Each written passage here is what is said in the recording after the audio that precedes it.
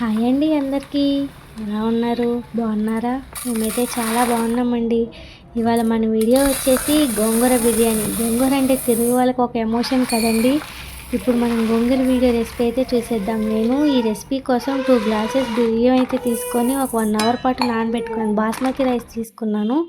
గోంగూరని 2-3 సార్లు వాటర్లో బాగా కడుక్కొని ఇసుక లేకుండా తీసుకొని తర్వాత ఒక గిన్నెలో 4 పచ్చిమిర్చి, గోంగూర, ఒక బిర్యానీ ఆకు, కొంచెం ఒక టీ గ్లాస్ వాటర్ వేసి బాగా కలుపుకుంటూ ఉడికించానండి. ఆ మధ్య మధ్యలో కలుపుతూ ఉండాలి, లేదంటే అడుగంటిపోతుంది.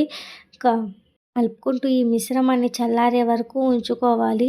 ఇప్పుడైతే బిర్యానీ కోసం మసాలా తయారు చేద్దాం. అల్లం చిన్నుపాయలు తీసుకొని నేను రోటిలో దంచుకున్నాను. రోట్లో దంచుకోవడం వల్ల టేస్ట్ ఎన్హాన్స్ అవుతుంది. అందుకని నేను ఈ మధ్య ఎక్కువ శాతం రోట్లోనే ట్రై చేస్తున్నాను అన్ని రెసిపీస్.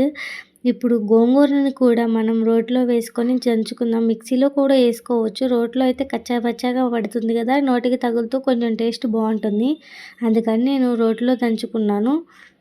ఈ మిశ్రమాన్ని తీసి పక్కన పెట్టుకొని ఇప్పుడు బిర్యానీ కోసం ఒక గిన్నె, మందపాటి గిన్నె పొయ్యి మీద పెట్టుకొని కొంచెం నెయ్యి, తర్వాత అలానే నూనె వేసుకొని హోల్ బిర్యానీ స్పైసెస్ వేసుకొని 4 జీడిపప్పు పలుకులు కూడా వేసుకొని బాగా వేపుకోవాలి. వేగిన తర్వాత ఆనియన్స్, చిల్లీస్ కూడా వేసుకొని బాగా వేపుకోవాలి. ఇవి కూడా వేగిన తర్వాత ఒక చిన్న సైజ్ టమాటా తీసుకొని దాన్ని ముక్కలుగా కట్ చేసుకొని అది కూడా వేసుకోవాలి. తర్వాత కొంచెం పసుపు, అలానే ఉప్పు వేసుకొని బాగా కలుపుకోవాలి. కలుపుతూ ఉండాలి, లేదంటే అడుగు పట్టేస్తుంది. ఇలా కలిపిన తర్వాత పుదీనా కూడా వేసుకొని 1 నిమిషం పాటు వేగనివ్వాలి.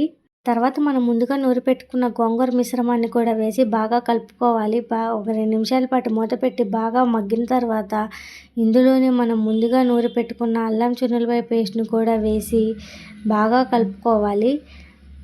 ఈ మసాలాలు గోంగూర నూనెలో బాగా మగ్గే వరకు మూత పెట్టుకుంటూ తీసుకుంటూ కలుపుకోవాలి. కొంచెం కరివేపాకు రెబ్బలు కూడా వేసుకొని అలాగే ధనియా పొడి, గరం మసాలా కూడా వేసి, నేనైతే గరం మసాలా తక్కువగా యూస్ చేశాను ఎందుకంటే పిల్లలు ఉన్నారు కదా, స్పైస్ ఎక్కువ తినకూడదని. కలుపుకున్న తర్వాత మనం ముందుగా నానబెట్టుకున్న బియ్యాన్ని కూడా ఇందులో వేసేసి బాగా మిక్స్ చేస్తూ ఉండాలి.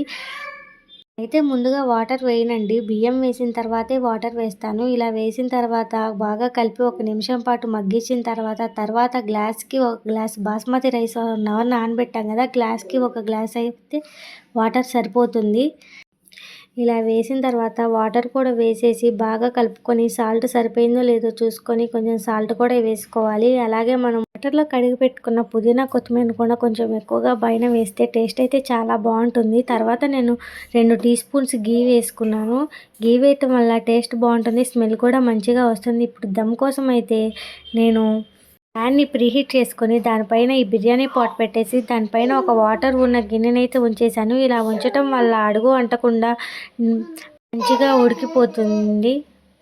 పెరుగు చట్నీ తయారీ విధానం అయితే చేసేద్దాము. ముందుగా పెరుగుని తీసుకొని ఉండలు లేకుండా బాగా కలుపుకోవాలి. ఇప్పుడు ఉల్లిపాయ, ఒక పచ్చిమిర్చి తీసుకొని చిన్న చిన్న ముక్కలుగా కట్ చేసుకొని మనం కలుపుకున్న పెరుగు మిశ్రమంలో వేసి కొంచెం వాటర్ వేసి కలుపుకున్న తర్వాత కొంచెం సరిపడా ఉప్పు, తర్వాత జీరా పౌడర్ వేసి బాగా కలుపుకోవాలి. అలానే మనం కొత్తిమీరను కూడా వేసుకుంటే టేస్ట్ చాలా బాగుంటుంది. కొత్తిమీర వేసి బాగా కలుపుకోవాలి. ఇప్పుడు మనం దమ్ము పెట్టిన బిర్యానీ అయితే ఒకసారి తీసి చూద్దాము.